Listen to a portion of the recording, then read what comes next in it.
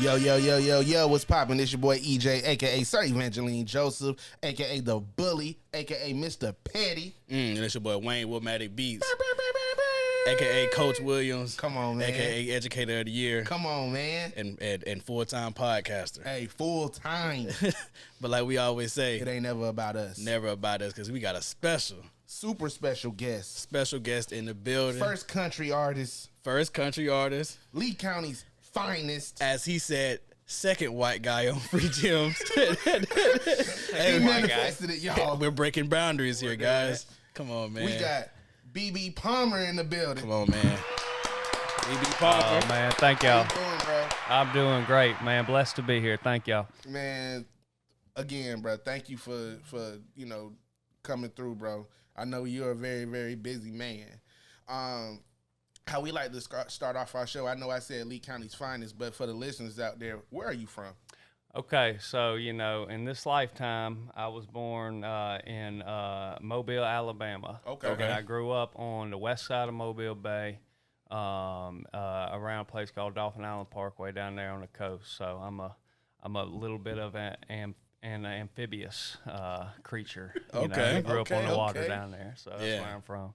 But my music came from Lee County. That's where I lived for 10 years, in Opelika. So, what does the upbringing look like? How were you raised? How would you say you were raised? Beautiful childhood. Both parents, still got both my parents. Amen. Blessed to That's have a that. blessing. Absolutely. But I grew up. Half my childhood was on the west side of the bay, but also, lived downtown Mobile, and I grew up down there. And so, just a great childhood, music all around me. My pops taught me how to play and sing. Okay. And, my mother, gave me all the love I needed, That's hard. And so I just a beautiful childhood, What kind of music were you hearing growing up? It wasn't the stuff that I do now. So my pops is like old school R&B, and also 90s like neo R&B, like Maxwell and That's like fire. Okay. yeah, like he and like D'Angelo and like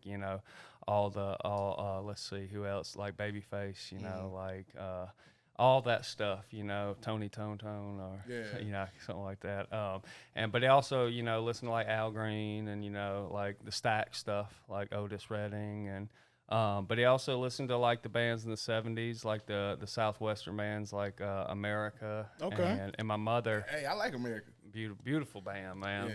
Ventura Highway, it's one of the best songs ever. And then my mother was singular. She only listened to one person only, and thank God for that, because he taught me how to write songs, and that's James Taylor.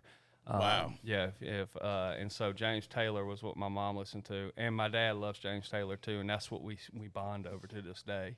And so I really think that like James Taylor kind of like gave me a blueprint for writing songs. But my father taught me how to play and sing. He's a really good singer, much better. What than do me. you play? I play guitar, but I also, mess around with bass a little bit. I can play bass. I can do a little bit on keys, not much. But I learned how to play guitar when I was 13, and my pops taught me how to do that. Shout out to Pops. Yeah, Man, man. shout out to my dad. Absolutely. I was just talking to him on the way over here. He's like, "What you about to do?" Like, about to go on this podcast. He's like, "Let me see it when it comes out." I was like, "Don't worry, you'll get it. I'm probably gonna be talking about you." Right. He's like, "Good. Let him know how good I sing."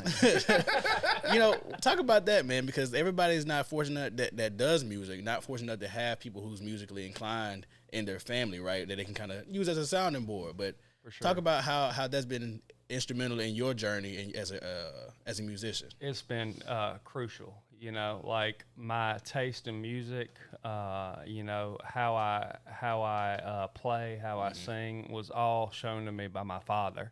As I told you before we started, you got your Purple Rain shirt on. My dad took me to Prince, first concert I ever went to. Right. Crazy. When I was 10, 11, something like that, 98 in Mobile.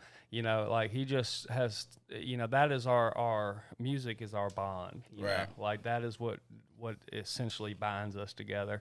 And so, you know, like it was a blessing to have, you know, him in the house with music, and not only that, but him showing me how to play and sing. Yeah. Right. You know, and it took me a long time, you know, like I started playing when I was 13. I wasn't a natural, you know what I'm saying? And so, you know, but he showed me, you know, 3 chords and the truth. You know, that's all you need to start learning. So it was a blessing. Yeah. Now, do you you produce your own music? I have, yes. The first, well, actually, I'll say I got 3 records out right now. The first 2 weren't produced by me. I was just, you know, I was part of the arrangements and stuff like that, and composing it, and I wrote the songs, but they weren't produced or engineered by me. The last record that y'all heard that I gave you, I produced that and engineered it with my buddy JP Mollis out of Montgomery, Alabama. And but it nearly drove me crazy, you know, because I'm one of those people that will fiddle with something. You're a perfectionist. Yes, but to a detriment, you know, to where like it's not good, you know, like I'll get so far away from my vision, you know what I'm saying, because I'm trying all these different things and it'll take forever. So, you know, producing and engineering is something that, you know, I'd rather have done by, you know, somebody who I trust and know, which is what I have now in Atlanta on this record I'm working on about in a year. So, you know, that's interesting. I was actually having a conversation with some people on Instagram talking about how do you know, as a musician, how do you know when a song is finished, right? And I was reading through the comments, and I was actually responding to a few of them.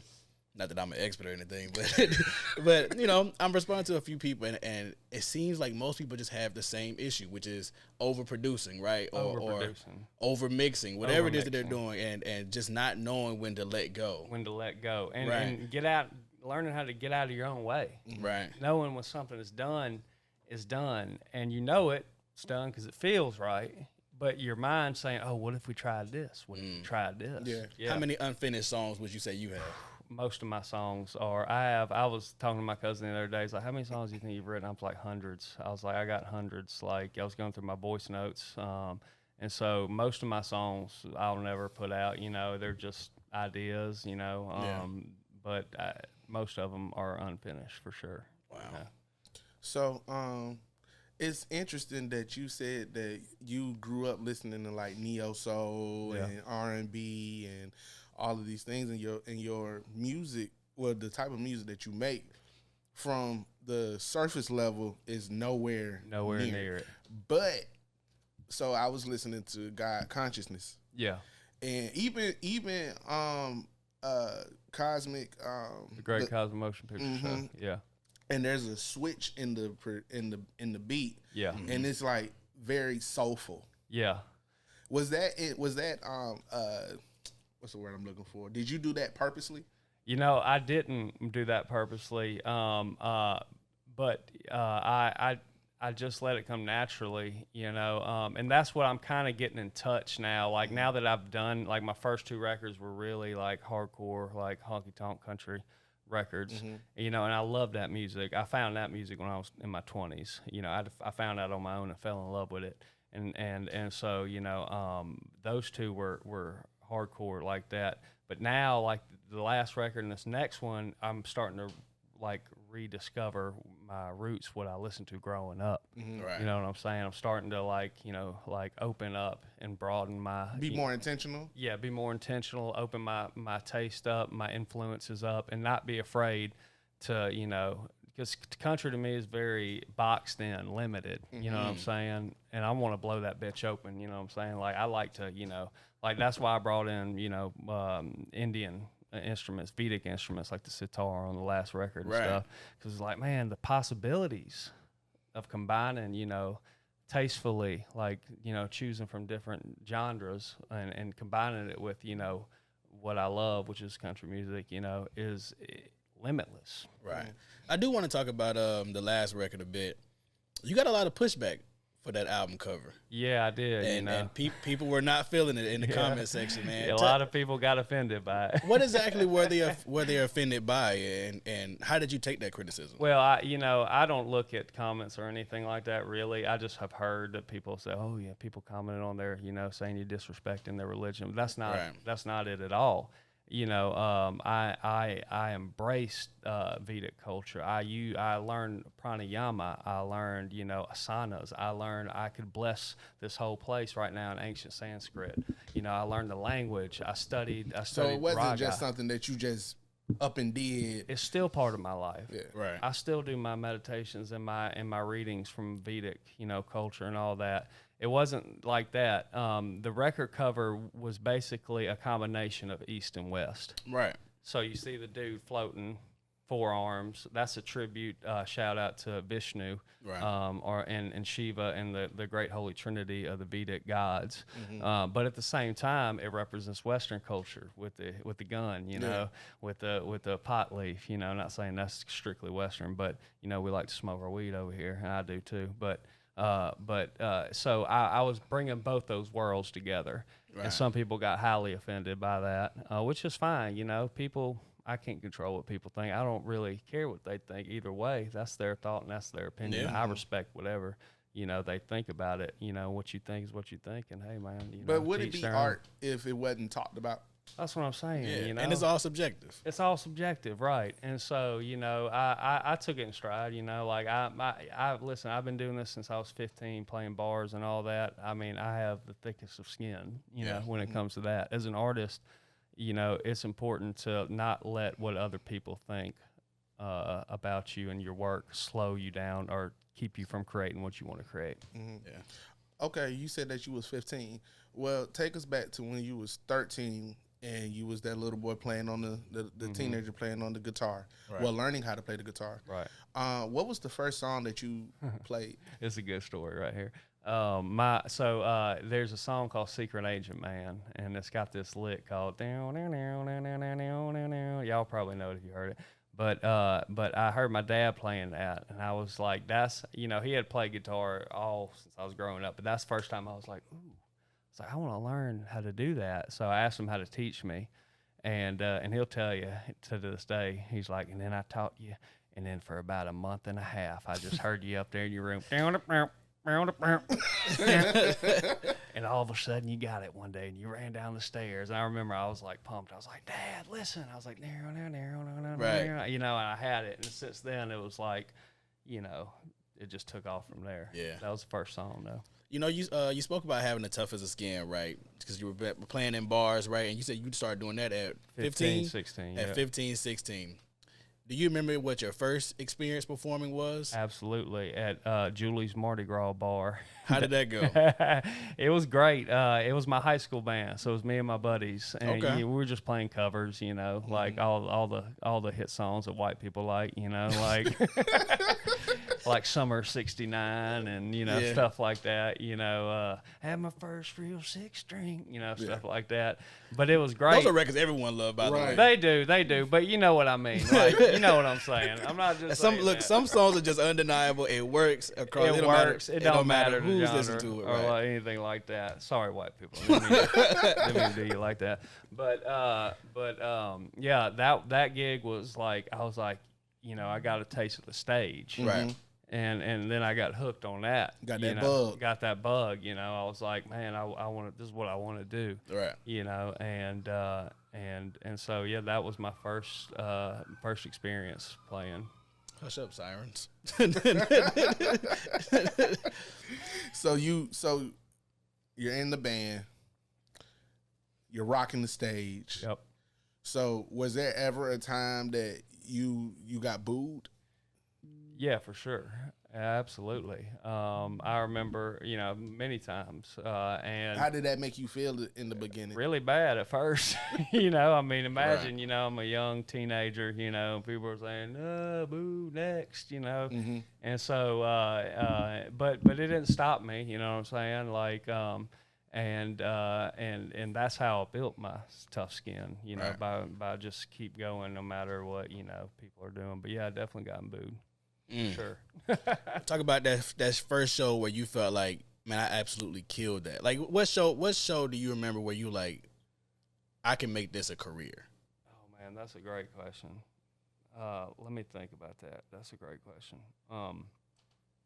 It'd probably be recently, you know what I'm saying? Like from 15 to 27, I played in cover bands. I was Okay. even a side man. I played bass in bluegrass bands. I played in like soul bands. I played in like rock and roll bands. I Right. played in, you know, all different genres. So when I started BB Palmer, which was like 7 years ago, the first show what I started doing was BB Palmer was when I played at it was probably 5 or 6 years ago. It was at the Impact Montgomery Performing Arts Center. It's like a 2,000, 3,000 seater.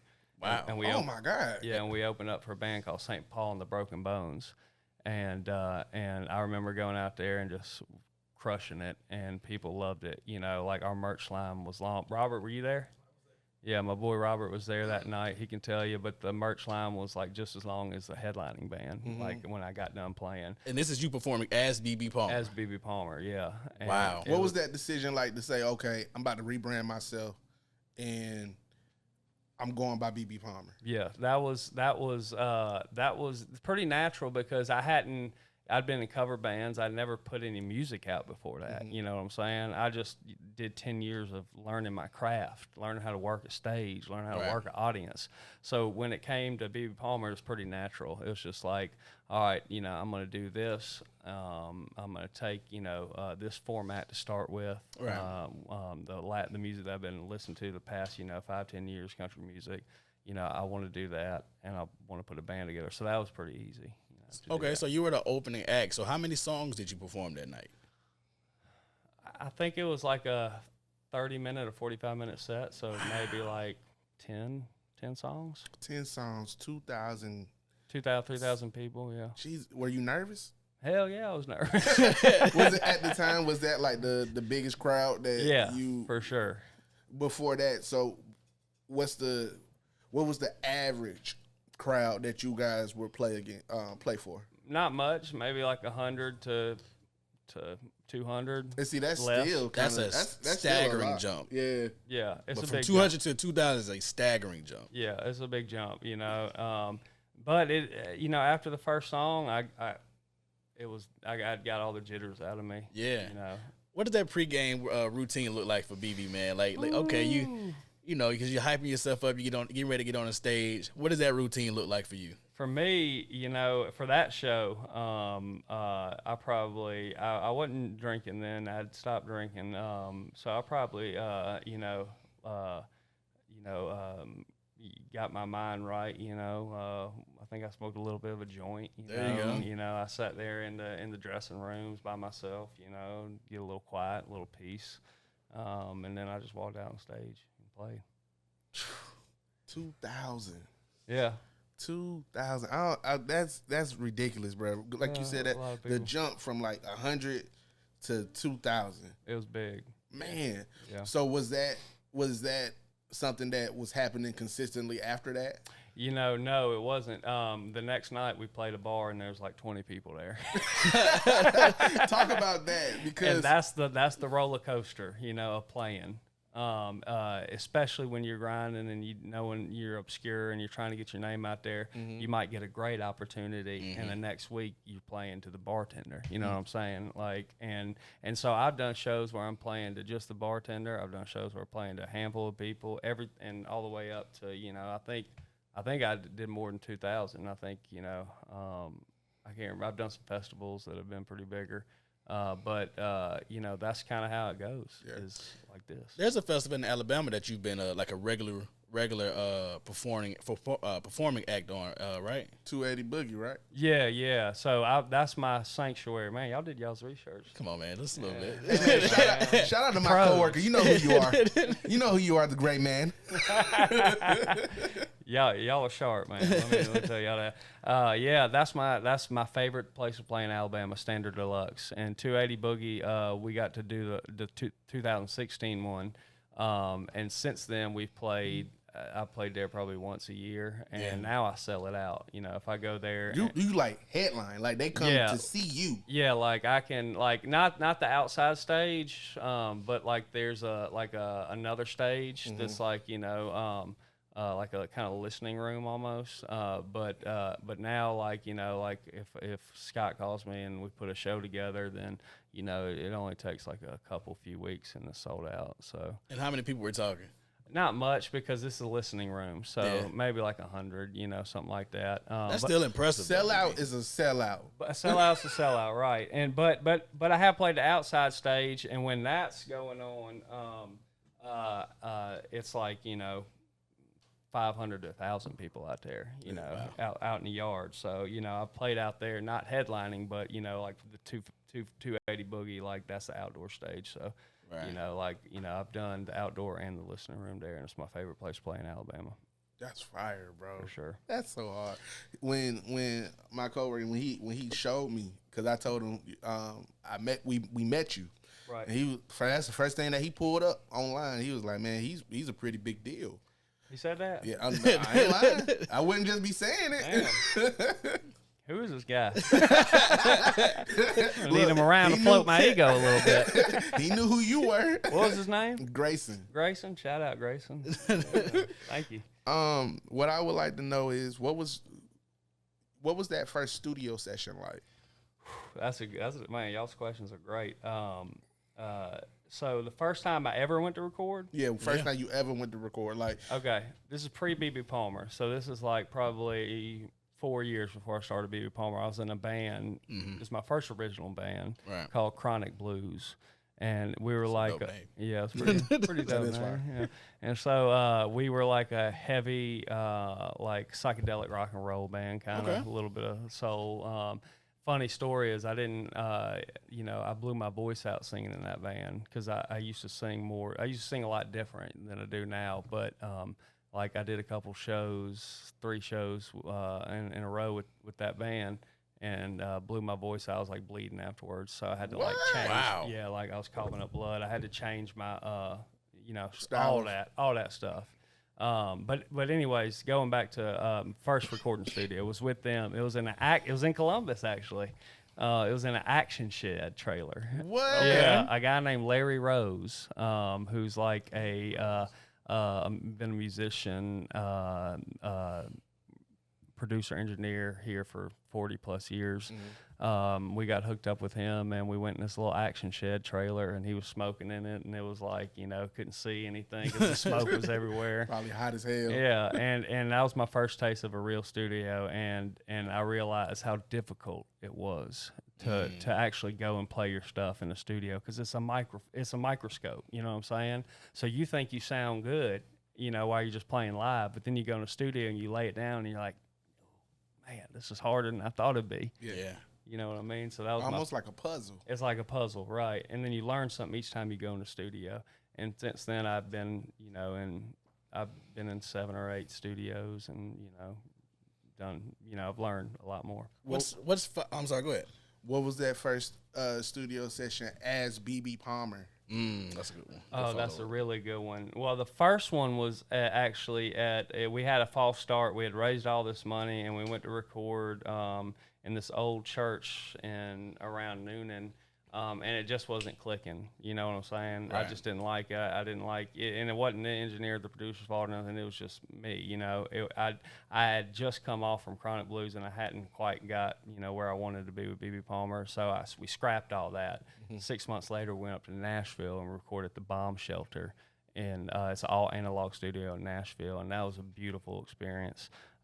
Straight to tape. You know the Alabama Shakes? Have you ever heard? Yeah. That's where they did their first record. Wow. Boys and Girls. The Hold On song was cut there. And a bunch of people have done it there. And that's where the BB Palmer EP came out of, the first thing, and that was a great experience. What's 5 things BB Palmer must have in the studio with him? A blunt or 2 or 3. Look, that's 3. Look, he only got 2 more. No, I got 2 more. a blunt. There we go. No food, No food, no nothing, none of that. Man, you know, what I need in the studio is like-minded people around me who have the same vision as me, who know what they're doing, who know what I want, who know what they want. And it needs to be relaxed. It needs to be, you know, not rushed. Right. You know what I'm saying? A lot of bands get in there because studio time's expensive. You got to get in there and get out. luckily I've been blessed with the last couple projects, and the record that I'm working on right now, which I'm really excited about, is in Atlanta at the place called the Greenhouse with my boy Aaron, aka the Abbott. And he's got the same vision as me, you know, and it's the best experience I've had in a studio. I can imagine. You know, to have like-minded people around you is just so important in the creative process, right? You know. Right? Yeah. Because once you get in in a room with like-minded people, it's easier to bounce back. It start clicking. Yeah, things start clicking and things start rolling a whole lot faster versus working with someone that you don't know, right? And they're trying to figure out in real time, and like I said, you may only have 2 hours. There you go. You already know. You have if you go in the studio, you have a connection built. You have a communication path built with the. You know what each other. Okay, this ain't gonna work. Let's try this. You know. Right. And so it's important. Most definitely. So, I want to talk about Nana. Yeah, let's talk about Nana. Nana's a legend, man. Nana is a legend. Legendary. Yeah. Love that old lady. That's my world right there. And if you're blessed to have your grandmother with you, still please go see her. You know, love her because they won't be around forever. What you want to know about Nana? Hit that's the gym button. Come on, man. Come on, one of these buttons. Not that That's the gym. one. That's out. Look, we're going to get it right eventually, right? Look, we need little stickers on them. Something. But what I want to know is how instrumental is she in your life? Oh, man. I mean, and to your business. God, I can't describe it. That's the merch lady, man. That's the merch lady. That's my brand lady. I mean, let's put it this way. When people order records, now a lot of people are like, can you get Nana to sign it? You know what I'm saying? Like, what? Yeah. And so I'm just like, damn, Robert's like, hey, I need a Nana sign a record. But, you know, like, which is great. You know what I'm saying? Like, I love her being a part of my life. You know, I love her. I love being there with her and taking care of her. And she's in, if you listen to my records, the first two, last one I didn't, but the first two I sample her. You know, there's like transitions where I'll take voicemails and put her in the middle of a song or, you know what I'm saying? So she is crucial in my life. You know, always Nana need them royalties, brother. She does. I'm gonna have to cut her in. Hey, Nana, you get a little 2-cent check from Spotify. You know, I cut you in. There you go. Do you think she, at this point, does she really understand the magnitude of what you have going on? No, which is great. You know, I don't, and because I'm just her grandson. You know what I'm saying? Supporting. She's just supporting. She's like, I'm going to do a podcast, a show. You know, tonight. She's like, okay. You know, like she's just like, you know, she doesn't understand, which is great because I wouldn't want her to be like, you know, you know what I'm saying? Like, treat me as a, you know, as someone different. As BB Palmer. Yes, exactly. Because there's two sides. There's Bernard and there's BB. You know what I'm saying? We're two different people. BB's my creative outlet. He's crazy. He's wild. Me, I'm just kind of chill, sweet, calm, you know. And that's what I love. I'm on the road all the time. I'm around all the time. It kind of gets exhausting, you know. And so when I come home to be with my family and Nana, I want them to just, I don't want to talk about music, you know. I want to be with my family, you know. And so that's, you hit it on the head right there, EJ.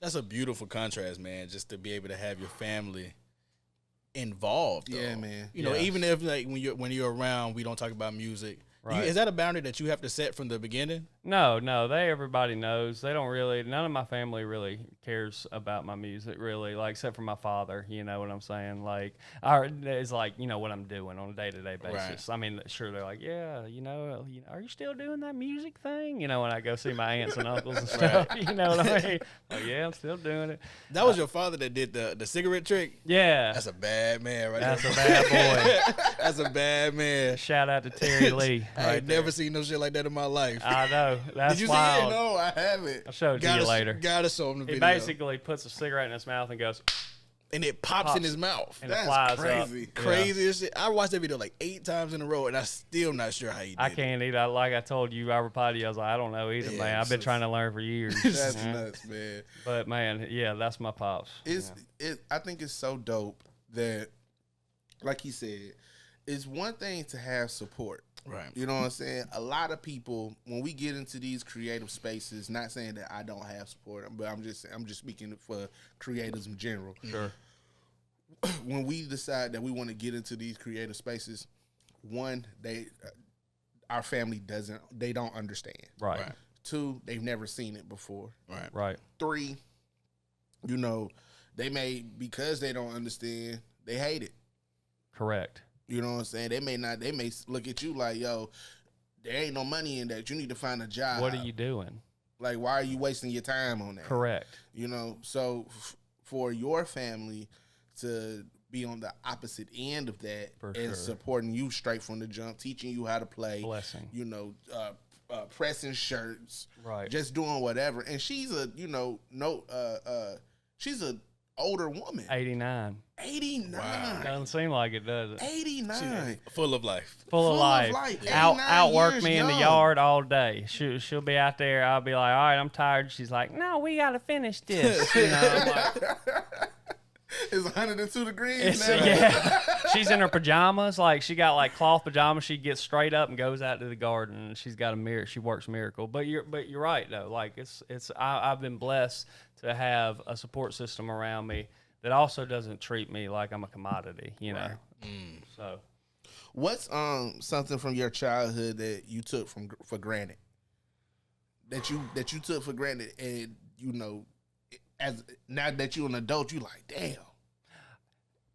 you know what? A stable house, a stable home with both parents. I didn't yearn for anything. I had everything I needed and more.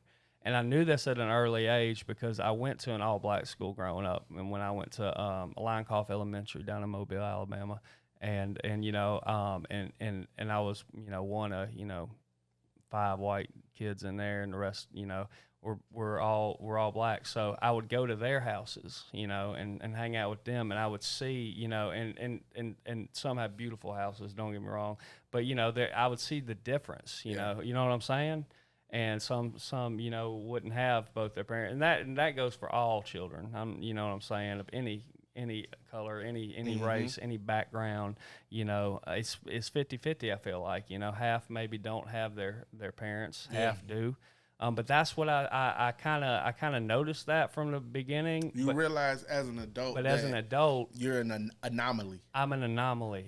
And what's so crazy is that you must have been like on a fly on the wall at my job today, because I'm like, man, you know, growing up, I felt like that. Like we grew up, you know, with our parents, with me, like both parents in the household, you know, steady, you know, we had everything that we needed, you know, don't think nothing of it, right, until you start mingling with other people, you get out in the world, and you like start noticing, like, yo, I'm the only one with a pops, or I'm the only one, you know, that got both parents. Both parents, right. Yes. So you understand 1,000%. And 1,000%. And so as I grow, that's something I kind of took for granted. You know what I'm saying? I thought everybody had that at first, and then when I got into school, I went on, you know, to my friend's house and stuff. I started seeing that that's not the case, really. Yeah. How does some of those early childhood memories shape your music today? Oh man, they in so many ways, you know. You know, when I went to Lioncoff, you know, it was tough at first, you know, because you know, like any school, you know, if you stand out or if you're different, you know, you're gonna get hazed a little bit, you know what I'm saying? And so it was tough, but then I learned how to dance, you know, and I won a dance contest in 3rd grade, you know, and then from then it was good, it was on, you know, I was accepted. But like those memories definitely shaped me growing up, and going to Lioncoff definitely, you know, like you know, taught me a lot and made me who I am today. But I'm trying to think like of a specific memory or something, but I don't know, you know, like just you know, my interaction, you know, growing up. Before we got back on, you was telling us about the engineer that you was working with. I want you to expound on that a little bit for us, please. Yeah, so Aaron Hill in Atlanta or Marietta runs a studio called Greenhouse Studio, and it's a house studio, but he's built it over 10, 20 years. but he is like a one of those guys who has like had a hand in a lot of things in Atlanta. He like worked at LaFace Records, done all that stuff. Right. He just got commissioned. They just got commissioned to take out the Stankonia board and to put it in the Smithsonian. Wow. So he was showing me. He's like, I don't know what to say this, but he was like, I was like, he was showing me the cables to it because they were like they're gonna throw them away. So he took like the big thick cables, that go into the routing of the board. Right. He's like, these are the Stankonia cables that were recorded on the Outkast records. Wow. Equimini, all that. Crazy. It's one of the greatest records ever. Is Equimini to me. He was able to keep the chords. Yeah, he was able to keep the the chords, and he put his name in the underneath the console. He said he wrote his name in there. He's like, my name's gonna be in the Smithsonian. Etched in history. Right, bro. But Aaron is one of those dudes who just gets it. Like we both are really big Wu-Tang fans. And so we heard. So and that's kind of what led to this next record is like Alabama Samurai Swing is fire. Yeah, it's Wu-Tang influence. Now I'm not saying I'm getting over my country. I'm not saying it's not country and I'm trying to rap. I'm not. But we're using like samples. We're taking samples from this film called this old kung fu flick called The Rage of the Master, which lines up with what I've been going through the past year and a half. I lost my band and all that, and so I've been going on the what is called the hero's journey. Like rebirth and learning, to like grow and move on from something that was hard to do, hard to lose. My dog gonna love this episode. Man, my dog gonna love this you gonna like episode. it? You think? Because my dog Chad, shout out to him. He's a really big Wu-Tang fan. His favorite album is Liquid Swords. Oh, I love Liquid. Jizza is my favorite out of all of them. I love Liquid Swords, man. You just can't beat that. His verse on their on shadow boxing. You know what I'm saying? How do you feel about so how do you when you're doing a project, right, or you're recording a single, how do you go about trying to blend all of your different loves, right, all these different genres that you've fallen in love with over the years? How do you go about blending all of that into B.B. Palmer sound? It's delicate. You know what I'm saying? It's like, and if it works or not. You know, like I remember, for instance, like we start off recording bass drums and me.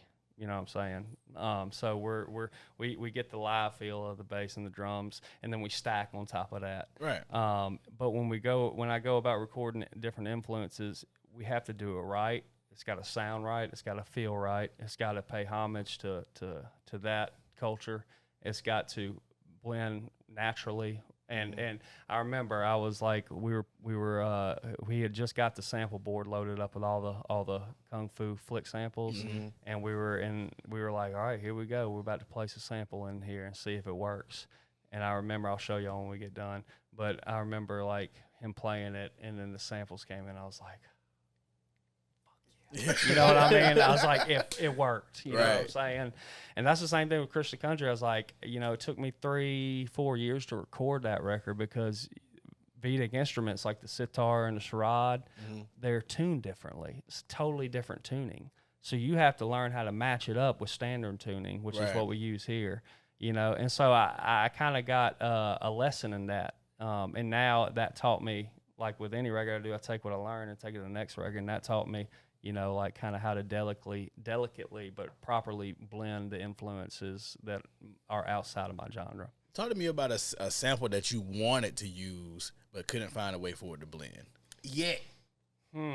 Well, samples are new for me. Like I haven't really. This is like I just started using samples on this record. It's a new thing. It's a new thing, so I haven't had that experience yet. Right. But luckily I've been blessed, so I haven't had that. Okay, so I'll flip it then. So what's something that you're looking forward to sampling that you haven't had a chance? I know you're doing a kung fu flick now. Yeah. What's something, because once you get started, I feel like it's it's a slippery slope. You could go overboard with Right, it. You know what I right. mean? You got to do it tastefully. One that's not involved with the Kung Fu Flick is I'm looking forward to sampling Kay Ivey. You know, she's the governor, Yeah. Grandma Kay of Alabama. She's got this sample where she's she's like, it's Turkey Day or something, and she's like, these are a couple of high-stepping turkeys. I'm looking forward to putting that one in. Okay. I'm looking forward to putting in also y'all watch Eastbound and Down? Have you ever heard of Eastbound and Down? I've heard of it, but Kenny Powers. Okay. Yeah, so Gumbo knows. Yeah. And so I'm looking forward to like using it. That's one of my favorite shows, kind of using that. But also all these samples have to line up thematically too. It Most just definitely. can't be like a random. They got to be placed at the right place. And you could overdo it. So, Right. you know, those are a few that I'm looking forward to doing. What I would like to know is, what is BB's superpower? You know, I think my superpower is I'm a relaxed perfectionist. So I have a vision. I want to get it done, but I'm not going to rush it. You know what I'm saying? And so I think that's definitely one of my superpowers is like, you know, having the ability to be patient. My patience is my superpower. Where did Put it that way. stem from? That came from serving and working.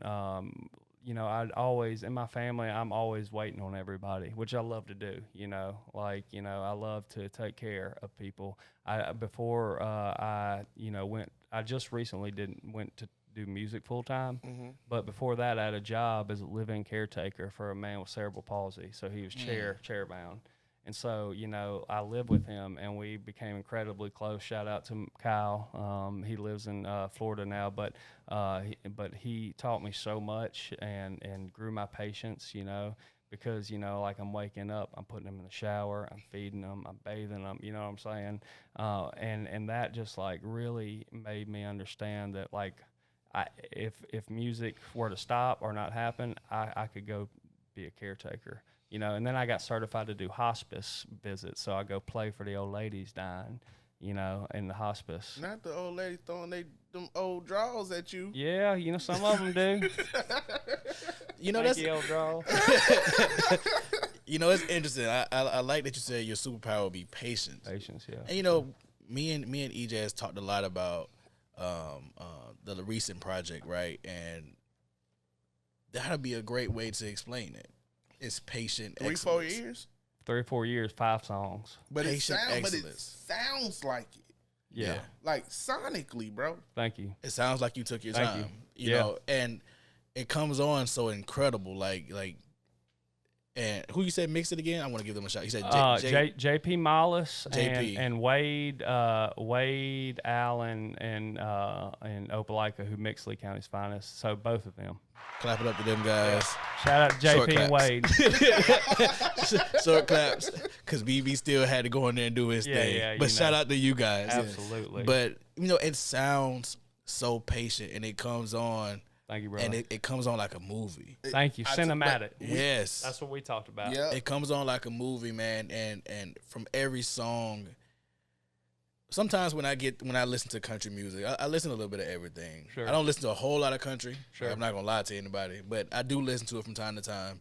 And when I listen to it, sometimes, and I know there's like different like branch offs of country music, Just like everything else. Just like everything else, right? You know, but sometimes I feel like country music, or some of the ones that I've been exposed to, can come off kind of harsh, Yep. and really loud. But Yeah. this sounds so smooth.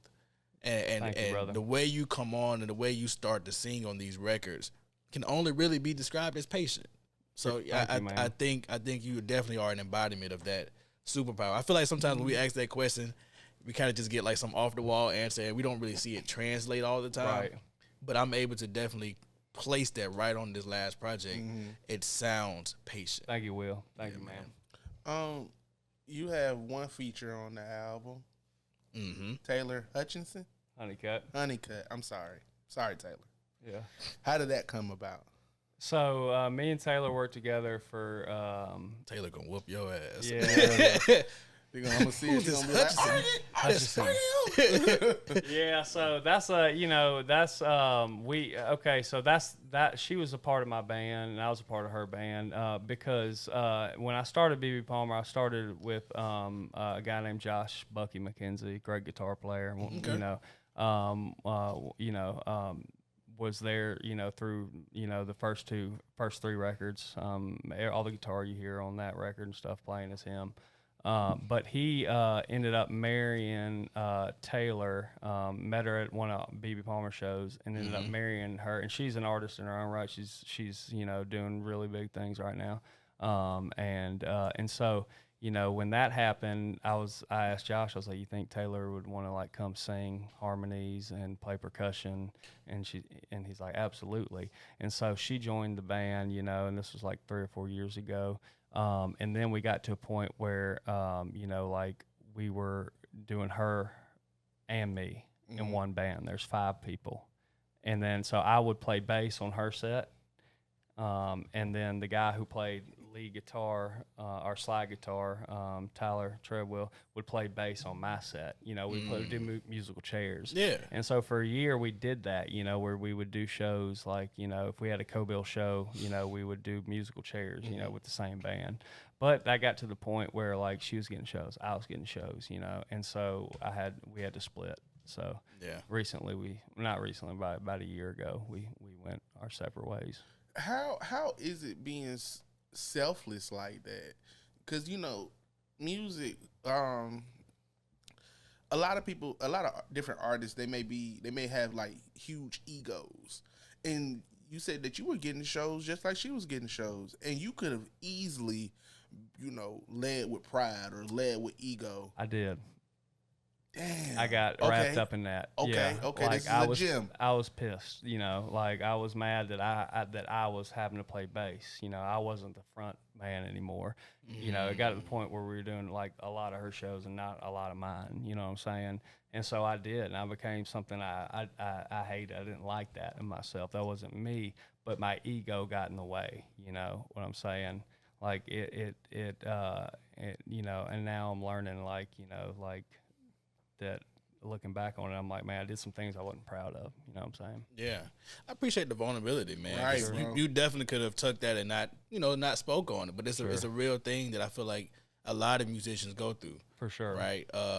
Especially when you're dealing with a band or you're dealing with a group. Right. But the fact that you were able to like still be on stage, still be able to do your own thing, even though you hated it at the time, you didn't see the vision. Yeah. The fact that you were still being able to being used. Yeah. You know what I'm saying? Like a lot of times if you're not able to be used, you're useless. Yeah. You know what I'm saying? And sometimes, like we said, our ego can blindside us, and that's all we see because we think that we the man. For sure. But at that particular moment, you don't have to be. You don't have to be, and that's hard. Let me put it this way. The mind makes a great servant, but a terrible master. The ego makes a great servant, but a terrible master. So if you know how to turn it on and turn it off when you need to, and you know how to control it, because it's needed. We need our egos. Right. People think ego's a bad thing. It's not. It's the way you use it that can be bad. You know what I'm saying? And so if you learn how to, turn it on and turn it off and not let it get away from you, it can be very useful. But if you let that bitch take over, some bad things can happen. That's a gym. You got it that time. Look, sometimes when the weeks go by, I get a little confused. Let's just hit the gym girls one. You want to hear it? It's the gym girls. Period. Shout out to Gym Girl Joey, Gym Girl Anna. Hey, there she goes. I know that one. It's the only pink button we got. I know that one. That's the point.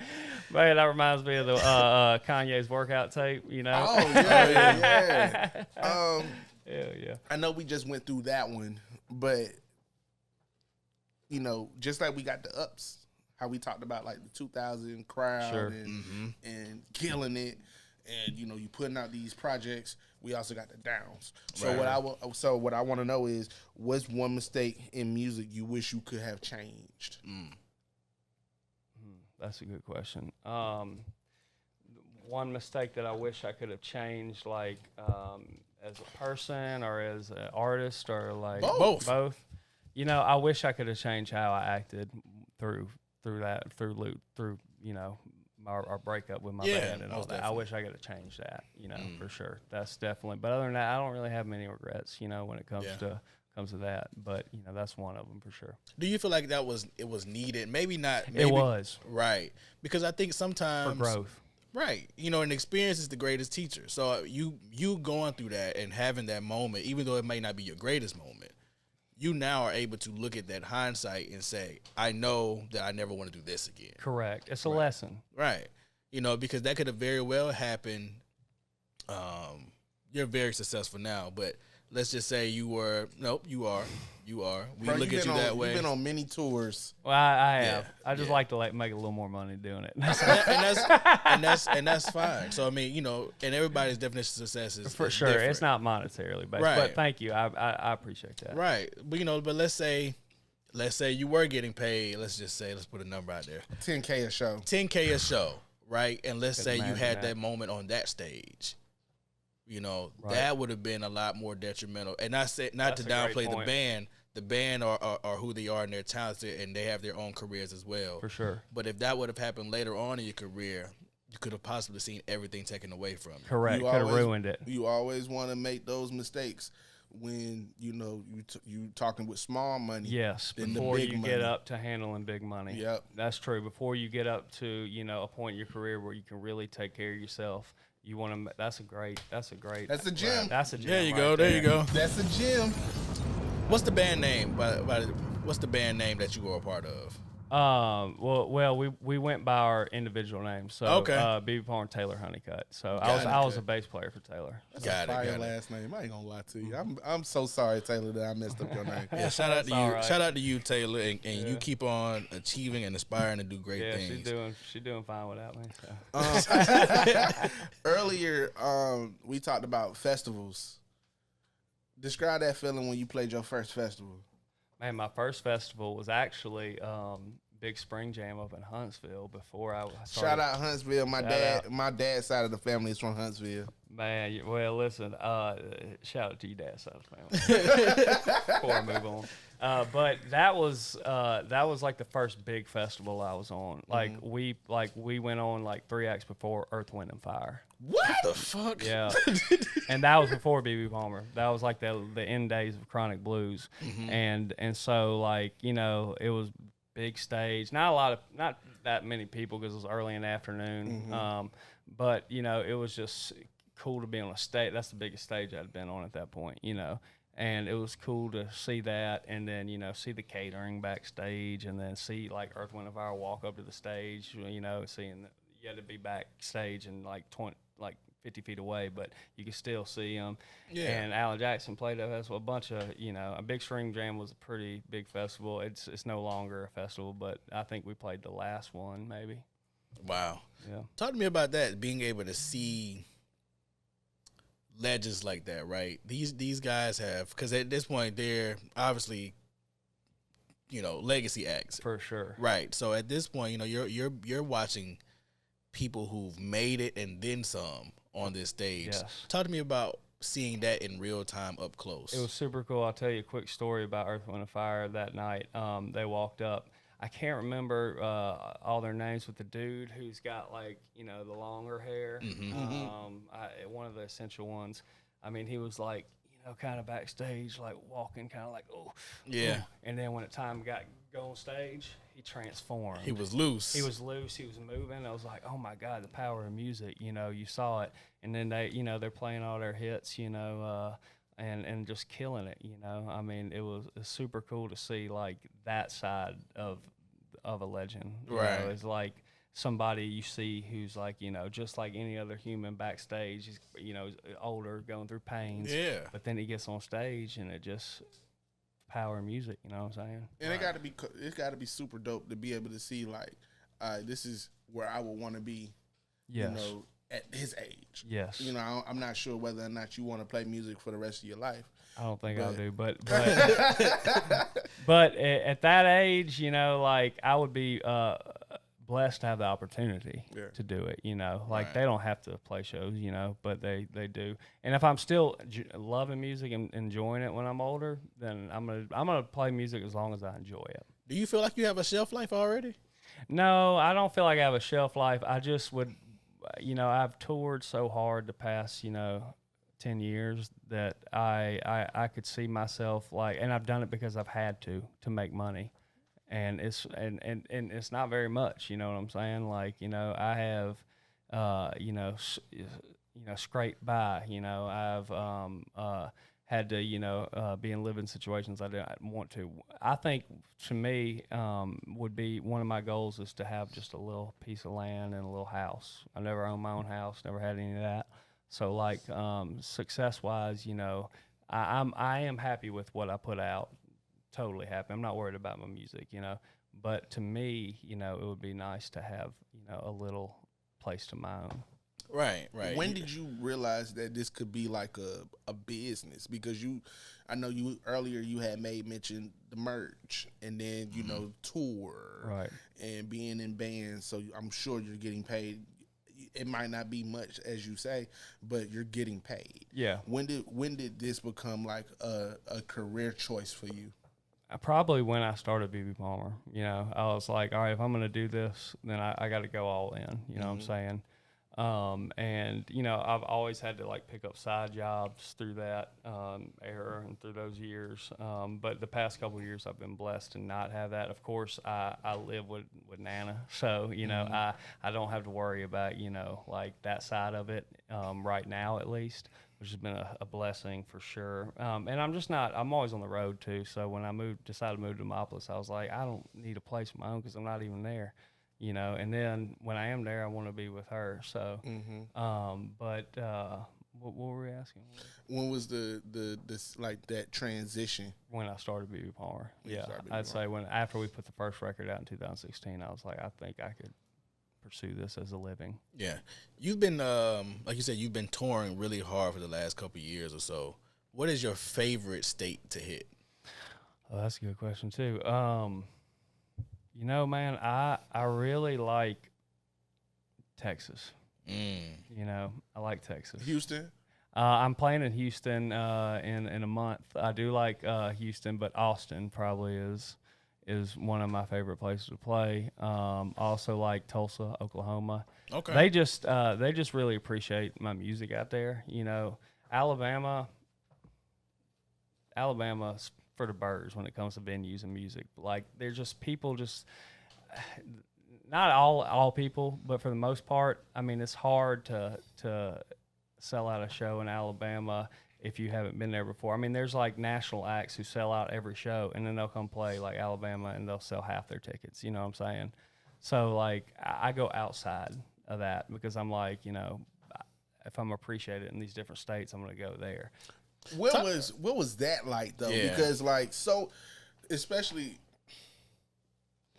I hate to use the word, but especially like local artists, Right? You know what I'm saying? Like they may think that, you know, we're not popping, Right. You know, our city don't love us. Correct. You get down on yourself. Right. So what was that like? And I know that shit was hard as fuck for you to have to figure out, okay, let's go to these cities. And what was the first outside city other than your own that you played at and they appreciated it? Oh man. Golly, that's a tough question. I can't remember the first one, but I can remember going like up to there's this place in Illinois that I played at, and it was like sold out, you know, and I'd never been there before, you know, and so it was like it was one of the moments where I was like, man, so people outside of my state, you know, listen to my music. So this was a show that you were billed for. And it was sold out. Yeah, it was sold out. Man, it was another small room, but you know what I'm saying. Besides the point, BB. Yeah, I know. Besides the point, I get caught up on that. Sorry. Yeah. You know, I think for us, you know, when you keep saying, yeah, but it was a small room, we're just really big on not downplaying our situations. Thank you, brother. I appreciate that. Because at the end of the day, like, that's a win. It's a win. It really is. Yeah. It really. I appreciate y'all's perspective on that and giving me that perspective because as a artist, you're looking at numbers. Yeah. You're looking at like, all right, especially as an independent artist. Especially independent. Like I do everything.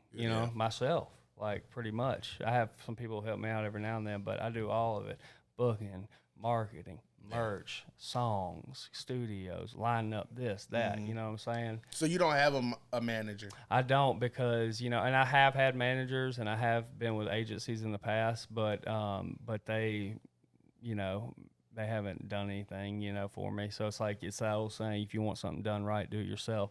And I'm sure I'm looking for proper representation. Let's put it that way. Yeah. Right now, I'm looking, and I think I'm going to get there soon. But I know you're going to get there. I'll get there soon for sure. Thank you, EJ. But so I'm looking for that. I need that. You know what I'm saying? That's something that could be taken off my plate because I can't stand booking shows and routing tours.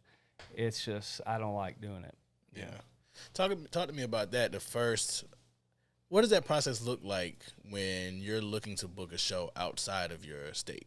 It can be tough. It can be very tough because it's just like anything. You have to know somebody. You can send a cold email. You can send a cold message on Instagram, not knowing the person.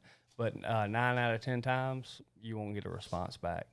And so that's important. That's when community comes in, meeting other artists who you've done shows with, who live in Texas, who live in Illinois, who live, on the East Coast, West Coast. Who can put a word in for you. Who can put a word in for you. And that's the way to do it, is say, hey, my buddy, my colleague, mention y'all, I'm coming through on a tour. Can I book a show with y'all? And that's way more successful. But what's most successful is to have an agency sending it from an agency email because then they think you're legit. The representation. Correct. The image looks great. Correct. Don't matter if you are or not, but if they see, oh, okay, this guy's with this booking agency, it's an independent booking agency, but still, you know what I mean? Like, it's legit. Who put you on to like publishing and royalties and the actual business of music? Me. I had to learn all that. Wow. I learned it through CD Baby. Is that who do your vinyl? Yeah, that's who puts out my music. Yeah, distribution. Yeah, not physical distribution, but streaming. Yeah, digital Distribution, and so which it's a great thing.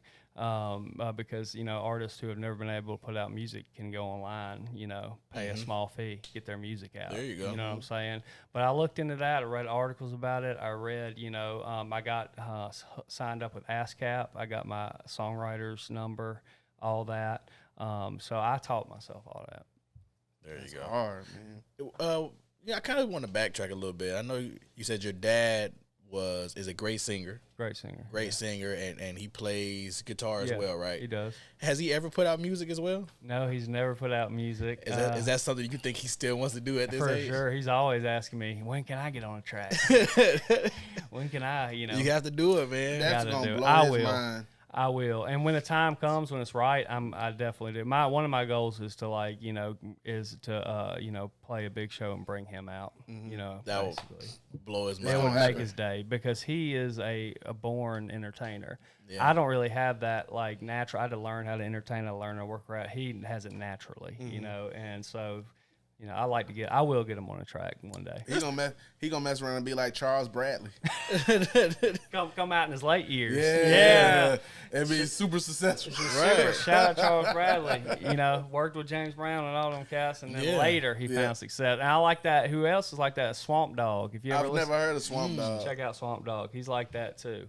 But yeah, that would be great to have my pops do that. Let's talk about it. You spoke about how later on you figured out how to kind of work a crowd. Talk about what does stage presence mean to you, and what show, if you could remember, do you remember feeling like I really did a great job at this? It was recently. I did one of the sold out shows at Standard Deluxe, and it was just me and a guitar. That's in Montgomery. That's in Waverly, which is not far from Montgomery. Right. It's right outside Auburn, basically. But I remember, just being like, man, I did really good, communicating with the crowd and all that. Yeah. Because a lot of times I go inward, I close my eyes when I sing because I go in. It's like a meditative thing, like Right. for me to sing the best, I can't be looking at people because I'll forget the lyric, you know what I'm saying, or something like that. But that one I was real proud of, interacting with the crowd. Right. Do you get a lot of positive? Like, what's the feedback like when you're interacting in the crowd? Like, what are some things that BB Palmer does? What's that signature? Have you found it yet? It's a state of flow. It's like consciousness flow. So I don't plan anything, but I'll like pick something out and mess with them a little bit. Right. Like kind of give them a little but it's just it's free flow. It's like conversation. Like There what I'm you go. saying. And so it's just like being, picking something up and using it to try to, make people laugh or Right. get the crowd involved. It's a beautiful thing to do that. But I'm getting better at that. I'm not great at that, but I'm getting better at it. It's an underrated skill. I It can really imagine. is. And that's where comedians shine. You know what I'm Right. saying? That's like a comedian thing, trait. How old are you? 37. 37. You're 37. I would have never guessed that. No, I wouldn't have guessed that Thank either. you. Appreciate it. You're 37. Would you say 50? No, I was Nah, thinking nah. more so close to At least 30. like 32, Like our age. 20, 28 29, maybe? 30, yeah. My man. Thank you. Appreciate that. You're 37. 37, yeah. And you built the time machine and you were able to go back to talk to your 13-year-old self. What's the one gem that you would give to a young Bernard? Man. Stay away from drugs and pills and shit, because I went through a long struggle with that. I've been 10 years clean now, but like Congratulations, brother. Thank you, brother. Appreciate that. Thank you, but I would tell them to stay away from all that shit, because I got it on it bad. I was like doing heroin, so like I really struggled with opiates, painkillers, and all that for a long time. And so I would tell him to, you don't need that. You know what I'm saying? You don't need that. Yeah. So that's what I would say to my young self. When one more thing, Sure. what's the life gem that? First off, I need to hear well, I can't hear it, but the audience need to hear. That's a gem. That's a gem. You're right. That's a gem. Okay, so what's that one life gem that Nana gave you as a kid that you still use to this day as an adult? Golly, man, that is tough. So the one gem that Nana gave me when I was a kid, or just any point in my life? Any point. Any point, point. but Okay. you still use till this day. To this day, man, that is hard because I can't think of anything. I will say she taught me how to save money. That's a gem. That's a That's gem. a gem. That's a She taught me how to budget. Like Yeah. Nana is the queen of that. She'll make $1 last, forever. You know what I'm saying? Yeah. But she, especially this is a recent thing. She's taught me how to save money. And I mean, she's done some wild shit to save money though. Like, one time she's like, come on, baby, we're going to go get some rocks from my garden. I was like, all right, let's go. And so we're driving out, we're past Walmart. I'm like, where are we going? She's like, right up here. And it's a railroad track, and there's like a stack of rocks there. And she's like, come on, hurry up. Let's get these rocks. I was like, this is the Federal Railroad. I was like, She's like, come on, let's go. So she gets a little crazy with it, but she's taught me how to, save $1, Right. and that goes a long way as a struggling musician, monetarily struggling, you know what I'm saying? Right. Here at Free Gems, man, we recently introduced a new game called This or That. And Oh, so boy. you'll be the third installment of this. Woo, second white guy, third installment. Come on, man. Let's go. Come on, man. Clap it up for that, man. All right. Clap it up for third installment, man. All right, man. So are you ready? Yes, sir. All right. Now, me and we've talked offline, so I know your love for hip hop. Love hip hop. So I'm gonna go ahead and throw you in the bind. Let's do it. Country music or hip hop? Oh, come on, man. Right now, Right now. hip hop. Oh, man. Okay. And when it comes to man. listening, you know, like I'd rather listen to hip hop right now than country. Okay. Sorry, everybody, but you know. Okay, well, it's since the you truth. went that route, now you've reiterated my question. Okay, so I'm going to say Wu-Tang Wu-Tang, or Public Enemy. Wu-Tang. Oh, why? I mean, just you know, I love Chuck D and all them and Flavor Flav and all them, but Wu-Tang is just like, I just love what they did with bringing the East and the culture of Kung Fu into hip hop, and I think that subconsciously actually inspired me to make Christian Country Gold. Got it. Yeah, so that's why. All right, now I got one more, and I'm going to throw you in. Okay. Liquid Swords or... Only built for Cuban links. I got to go with Liquid Swords. You know, I got to go with Liquid Swords. And tell me why on that one. Just because I'm a massive Jizza fan, and Yeah. I love Raekwon, I love the Chef, you know, I love those tracks off Cuban Links. But to me, Jizza is just so sharp and so. There's something ancient about his style, you know, like it's old, you know, it's like it's old but it's new, you know, Yeah. Timeless. timeless. Most definitely. You know what I'm saying? But I just love the way he, you know, his vocabulary, because like they did a study on Jizza. He was like used like 3,000 plus words, you know, through his career vocabulary. That's Like crazy. he was the most the MC that used the most, has the biggest vocabulary in hip hop is what they said. So I appreciate that. That's why That's I did interesting. I didn't know that. I didn't That's either. interesting. Yeah. I can believe it though. I guess when you think about the way he raps and the style, I guess I can see that. I can see that. For sure. It's definitely not your most common language. No. No, it's You definitely know, not. so I can see that. I can see that. Okay, man. Well, look, clap it up, man, for this or that. This or that. That's Oh, it. man. Hey, all right. I'll go. Let's talk about hip hop. Let's go. We we can. We can. Who's your favorite? That's your favorite rapper of all time? Jizza. Who is my favorite rapper of all time? Man, yeah, probably Jizza, or Dale the Funky Homo Sapien. Deltron. Deltron. You Yeah.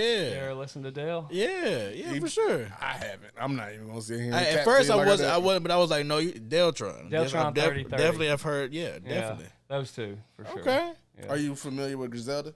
With Griselda? Mhm. No, I need to learn about that. Yeah, man. West Side Gun, Benny the Butcher, Conway the Machine. Oh, I heard Benny. I listened to Benny the Butcher. Yeah, that's Griselda. Bodie James. So it's like a crew. yeah. Okay. Yeah, I'm for gonna sure. check that out. That's the best hip hop show I've ever been to. What's y'all's favorite? He's a Jay-Z fan. Yeah. Love And- Jay-Z. I'm and a huge Hov fan. My favorite rapper is Ice Cube. I love Cube, man. Bosa? Of all time, right now I'm gonna say Currency. Currency. There you go. Currency, yeah. Are you familiar with Currency? Yeah, but I haven't listened to much of them. Yeah. I need to listen. Currency's dope. He's You dope. with your motto of how you do things within music, you would love Currency and his business model. Damn, I need to check that out. Yeah. I'm gonna do my research. Because Currency. like definitely with would. even with Griselda, like how you do vinyl, Yeah. pens, Right. shirts, all that. just all of that. Yeah, that's they really, especially Currency, champion the whole independent mindset and going to go get it like that. that format. I need to study the Currency yeah, format. for sure. All right, I'm gonna put my work in on that. Hell yeah. So let me ask you, what's your favorite Jay-Z record? Album. Yeah. Probably Black Album. The Black Album. Yeah, it's a classic. not probably. Didn't It Rick is- Rubin produce that? 99 Problems. He produced that Yeah, song. yeah, that's right. Yeah. Yeah. But that's me growing up, and what I kind of like leaned more so as an adult was probably Blueprint. Was Blueprint? Yeah, like one of for my sure. favorite songs by him is Never Change. Yeah, that was a great song. That was a great song. What about Big L? Y'all know about Big L? Yeah. Yeah. Yeah, most definitely. He's probably my third, right behind Jizza and Deltron. But Really? yeah. Big L. Big L. He died in the Yeah. late 90s. Yeah, like, yeah. No, we're we're familiar. familiar. Y'all know? Okay. Yeah, but I was trying to think if I knew anybody else who hold Big L in that regard as far as like their favorites. Right. And I couldn't think of No, anybody. so I don't that's think I- that's I like that. I definitely know some people who definitely crown Jizza as that Yeah, for sure. For but sure. but I don't think I know anybody that looks at Big L in What that light. what's the Hold on, brother. He asked you your favorite Hov album. I'm gonna say my favorite Ice Cube album. Yeah, Oh, hold I'm on. so Yeah, I was sorry. about to say. Wait a minute. Stop Yeah. trying to sorry, trying to brother. segue over Cube. Look, he's on know how the we he's do on the it? Cube hate train, That man. is not true. That is not true. You know, look, you can't feel that way. Little John. But nah, Lethal Injection is my favorite Cube. Oh man, what a great all time. freaking record, man. Man, hell yeah! I've been listening to like some recent Cube, like not recent, past 5 years, like what's the one I've been listening to? Like Gangster Rap made me do it. You ever heard that? Gangsta Rap. That's from the. I'm looking it up right now. That's the black and yellow cover, not the war disc, but that's the It's this one right here, the raw footage. Oh, it's raw footage. Yeah. Because that got Pyroclastic Flow. Yeah. That's a great My one. pyroclastic. Yeah. That's awesome. That's an underrated Cube album. Dude, I know. That's what I was thinking. It is, and it's crazy because that's later in Cube. That's Afro Cube. Yeah, that's 2000. That was 2000 2008. Damn, yeah. I thought it was 2006. Yeah. 2006 is the war disc, I think. What's- War and Peace. What's the one that the album that he did that Too Short was on it recently? The with Too Short, Snoop, and E40. I think so. Let me see. Oh, that's Mount Westmore? Mount Westmore. Wait, no. This one right here. Oh, Everything's Corrupt. Oh yeah. Ain't got no haters. That's a good one. Ain't Got No Haters is a great song. Look, and look, Cube is my favorite. I'm not a fan of that album. My dad loves that album. Sure. Though. But, you know. Shout out Pops. Yeah. But I feel like Cube, this is not about Cube. This is about B. Palmer. No, I know, but I listen, go man, we go get I into go it. ahead and say it, and we can transition. But you know, I think my love for Cube, it doesn't end at 2007, but I think his music takes a different turn. Sure. And For you, it was all the stuff from Right. 90s to 2000. it's around 2000, like right after the War. War, this is the last album that I like really love, and I Word. think that's 2006. Word. You know, but you know, every now and then there's a couple records, like you said, from raw footage. I do like that. Yeah. And You know, then there's you like definitely West Side Connection too. We talked about that. And West Side Connection, Yeah. you know, one of the greatest rap groups of all time, brother. Absolutely. Underrated rap group of all time for sure. Very underrated. Yeah. But this is about B.B. Palmer, though. For sure. So, with that being said, it leads me to my next question. One B.B. Palmer song that, for a brand new listener, what would it be? It's definitely gonna be one off the new record, the Christian Country. Christian, yeah. You know, I would say like I would put them on to probably God Consciousness, you know, or Great Cosmic Motion Picture Show. And say the name of the album again for the listeners. So Krishna Country Gold. Yep, it's the Far East meets the Deep South, baby. There you go. There you go.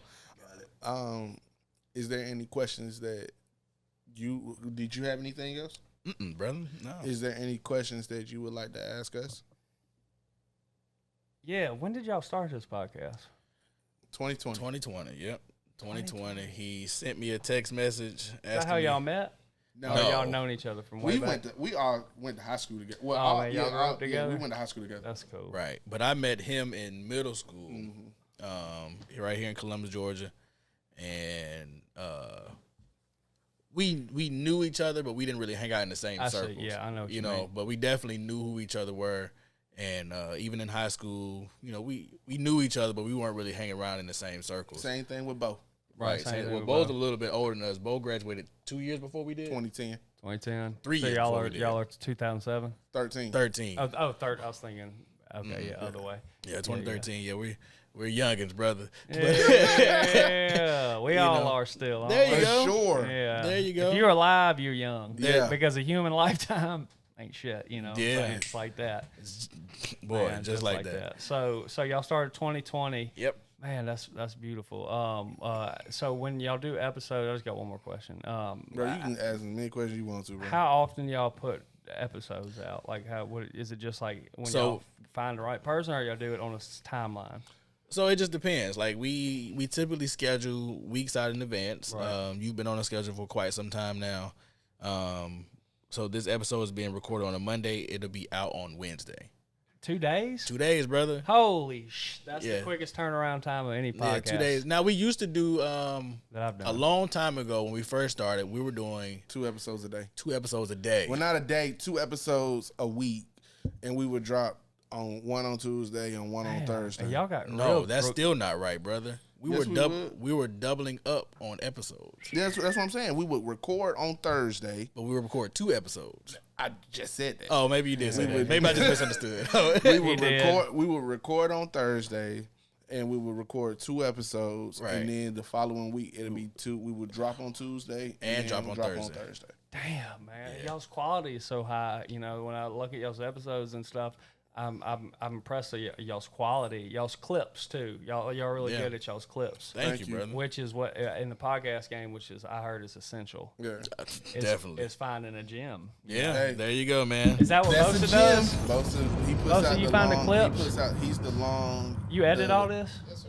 Damn. I was wondering who did the editing and all that. Yeah, Gumbo does that. He's the wizard at that. Gumbo, man, that's amazing. Gumbo's the man. Yeah. That's impressive because it's 2 day turnaround. That's insane. Yeah, you know, it's now audio typically comes out in around 2 days or so. Visuals usually come out on that third, fourth Friday, day. Saturday. But somewhere y'all around are there. on all streaming platforms, All right? platforms, brother. I know Yeah. I listen to y'all on Spotify, but like Yeah, on Spotify, everything. Apple Music, iHeartRadio, iHeart. Pandora. wherever- and how do y'all do that? Same through CD Baby or DistroKid or something? So- How do y'all do that? So there's multiple platforms you can distribute podcasts from. We use Spotify for podcasters. oh, cool. So y'all go formerly through known as Spotify. Anchor.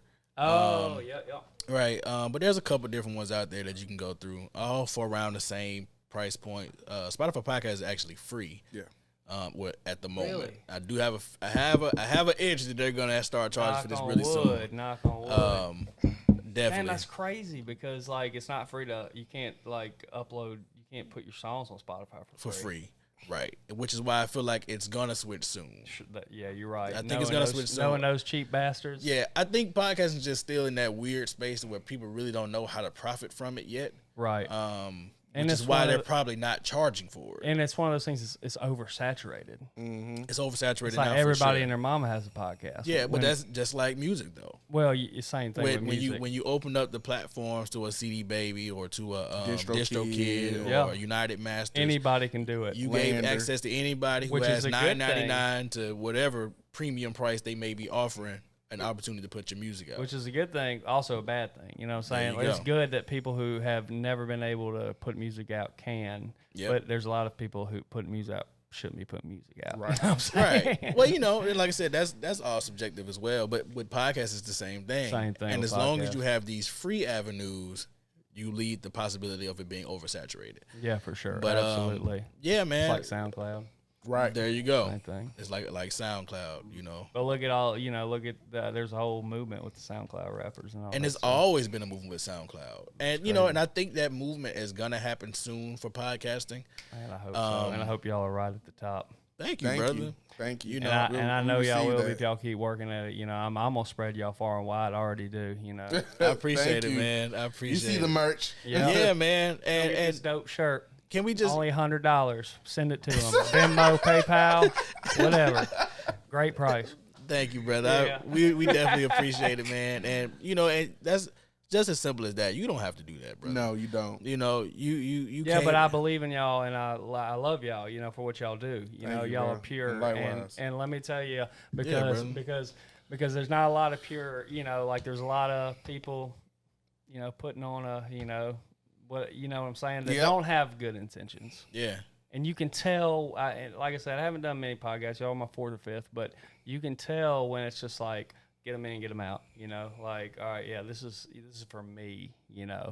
This is for my pod, which it is. But really, like y'all showcase the artist, the guest. And y'all dig deep, and I appreciate that. Most definitely, man. Our whole thing is, we like to make sure our guests know that this is your show. You know what I'm saying? Like, yeah, we're free gems, but at this particular moment, this is your show, your That's dope. episode. Yeah. So, That's dope. we shine the spotlight. And before we get out of here, one thing that, we got to do, here at Free Gems, we have a tradition now. It's a newer tradition. And we don't give flowers. Not here. The reason why we don't give flowers is because flowers eventually die. Yep. What we give out jewelry because diamonds last forever. There you go. That's a gem. So what we like to do is, BB, we want to give you your jewelry. God. Because you deserve it. In the space that you've been doing, that you're in, you've been killing it. You know, whether it's sold out events, sold out merch, touring, just being what I like to call like that example of a independent artist. You know what I'm saying? Like it's not easy, but you make it worth it. Thank you, brother. Thank you. So we want to give you your jewelry. My jewelry. Yes, sir. Hell yeah. There That's you go, beautiful. man. Thank y'all, man. Thank y'all. For sure, man. For sure. I mean, either one of y'all good? We're good, brother. All right, how we like to end our show is top 5. There you go. And because this is your show, what I want to know is what is BB Palmer's top 5 favorite BB Palmer songs? We are on the same accord, brother. Y'all singing the I was same hoping you thing? would pass me because that's what I was going to say. Well, I was going to say Man. favorite songs to perform. But I like either one.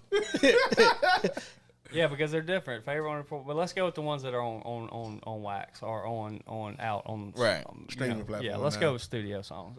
So top 5, in not any particular order, I guess, or does it matter? No, and in no particular order. So the 2 that we talked about, Great Cosmic Motion Picture Show, God Consciousness, Many Worlds Theory. Okay. Let's do one from the Lee County's finest record and one from the EP, so don't want to leave them out because there are a couple good ones on there that I like. Probably from the Lee County's finest record would be